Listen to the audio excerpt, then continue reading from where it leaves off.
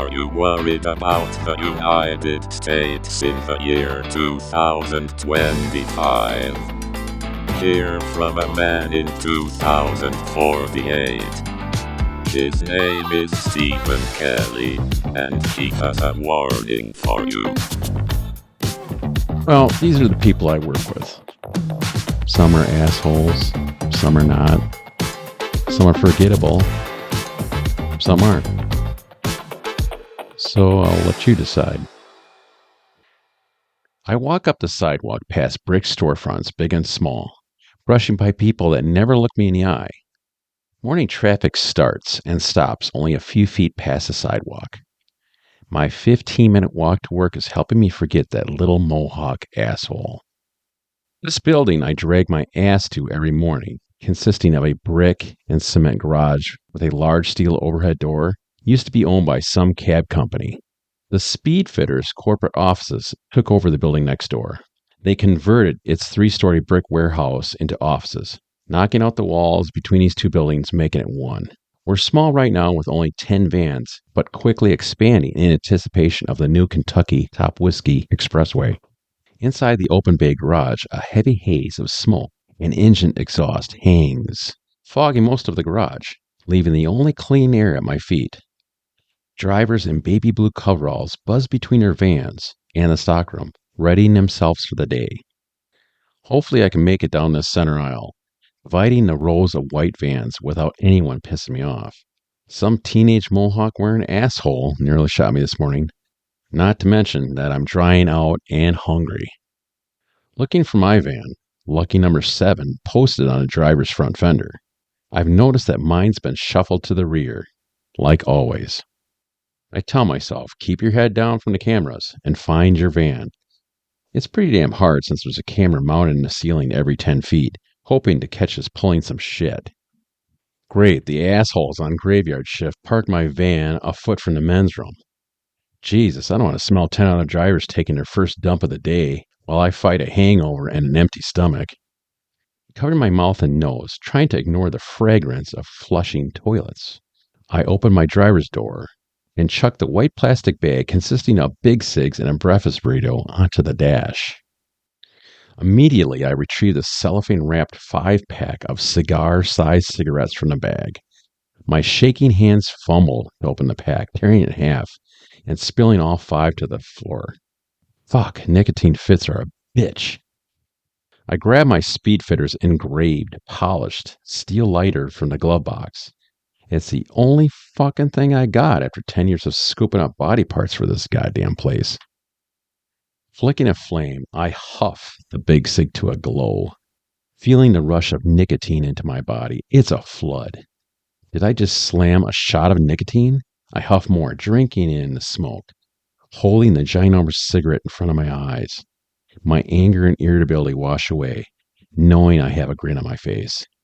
Shit, it usually takes me till my 3rd cigarette to get close to this feeling. Holding this Big Cig reminds me when I first started smoking an e-cigarette, or vaping, I should say. What bullshit that was. This is always what smoking was meant to be. The glow of the cigarette and a rush of nicotine into the blood. Fuck it. This is what's great about America. I know people get off on BB5s and think it's sexy to shoot something leaving a bowling ball size behind, and others love the rumble of their SUVs with their big-ass V10 engines. I'm simple. Give me one of these big-ass Big Cigs with its power punch of nicotine. Damn, that little Mohawk asshole's right. These new Big Cigs are fucking awesome. The smoke has fogged the van's interior as I smile, coughing a few times. Having these Big Cigs in my van will make this job tolerable. The garage haze continues upward as drivers open the side doors of their vans. Morning inventory time. Opening my side door, I reach into a pouch behind the passenger's seat for my tablet and start my checks. I slide open plastic drawers in the black supply cabinet, which fills the space between a driver's seat and the rear of the containment unit. The graveyard flunkies did their shit for once, refilling everything before they left.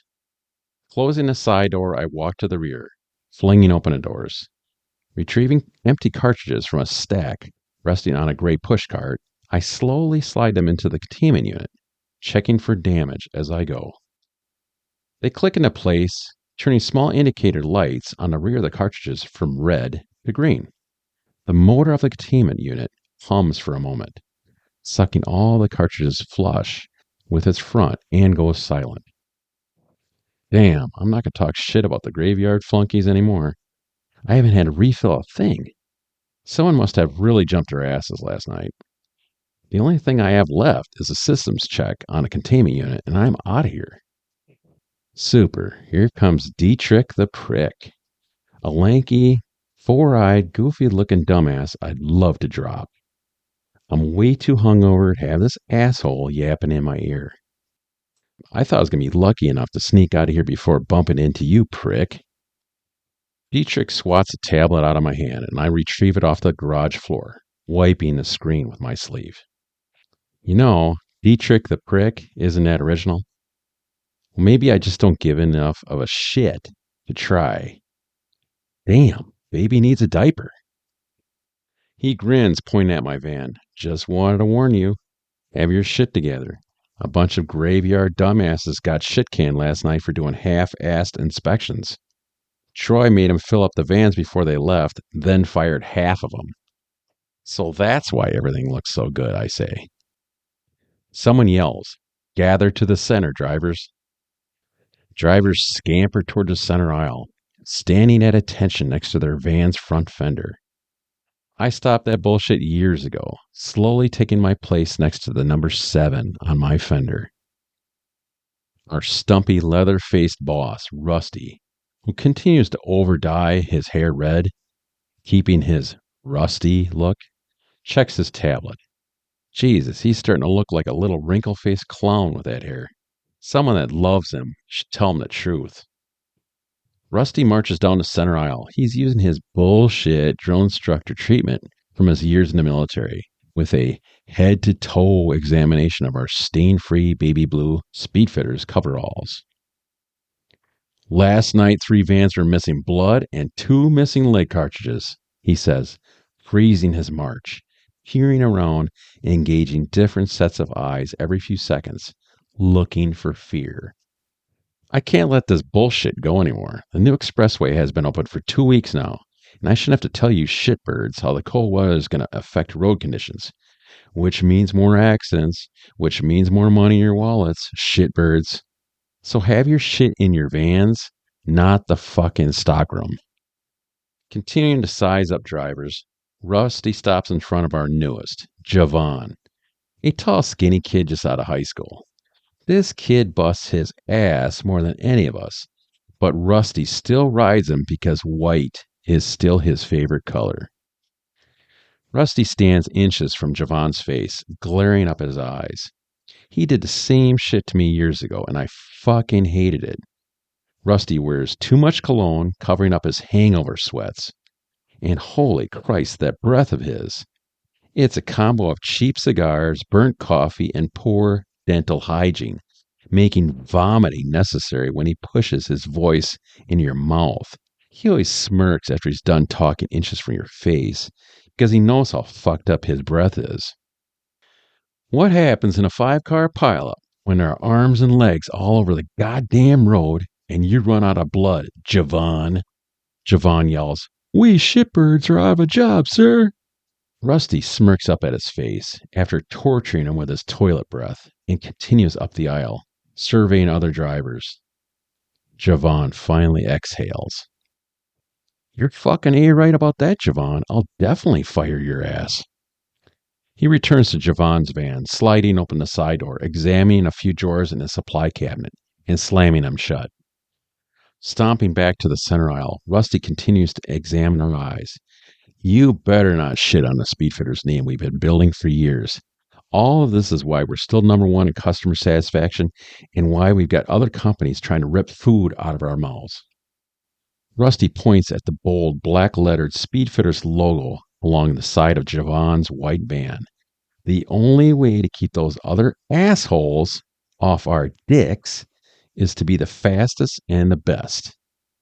Everyone is watching us from now until the end of the year.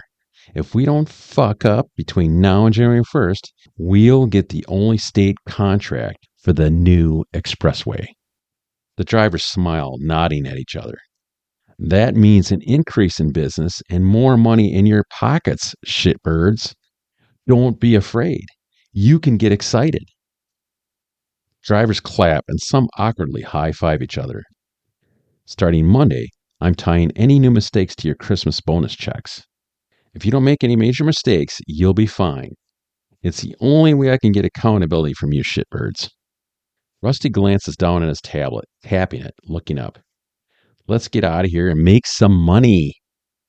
He waves his finger above his head in circles as if cowboys are waiting for the big roundup. The drivers mad scramble to their vans. I walk. The garage door lifts and V10 engines rev, creating a black haze of exhaust, killing whatever fresh air is left. The first white vans spill out, leading the others, squawking tires onto North Clark Street. I wait my turn at the garage door, always the last to leave. This is why they always stick my van next to the toilets. Slowly making my way through the garage door, I watch the blob of downtown-bound Speedfitters vans snake through morning traffic. They're all headed to the Kentucky Top Whiskey Expressway. Speed limits around 100 miles per hour with no tickets issued for anything over means the new expressway has profit written all over it. Self-driving cars all talk to each other on the expressway and are pretty good about not crashing into each other. The problem is people. Someone's always spilling morning coffee on their lap, disabling the autopilot when swatting at their pants, causing a 20-car pileup. This all sounds great for us, right? 20 cars all twisted together should be enough arms and legs for everybody. One problem. These cars are careening out of control so fast they explode. I don't make money by saving barbecued parts. Don't get me wrong, some parts can be salvaged if I arrive at a scene quickly enough. But I don't want to spend my whole day chasing flames from car wrecks. I've already been through all that. Easing onto North Clark Street as the garage door closes behind, I'm immediately bottled up in the same morning traffic clog. This is the end of the transmission.